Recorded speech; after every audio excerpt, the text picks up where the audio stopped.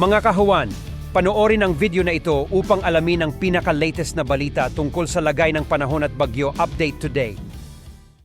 At dito sa ating latest satellite images, makikita natin na Intertropical Convergence Zone or ITCZ ang nakakaapekto partikular na sa may Southern Luzon, Visayas at sa may Mindanao. Kaya makikita ninyo halos may mga cloud clusters dito sa may Southern Luzon at maging dito rin sa may labas ng Philippine Area of Responsibility na nasa bahagi nitong axis no tinatawag nating Intertropical Convergence Zone o pagsalubong ng hangin mula sa magkaibang hemispheres ng mundo. At ito ang inaasa natin magdadala ng mga pag-ulan, partikular na sa malaking bahagi ng Southern Luzon. So ito yung Mimaropa, Calabarzon, kasama din yung Kamaynilaan. So malaking tsansa ng mga pag-ulan ngayon sa Metro Manila. Gayon din sa Central Luzon.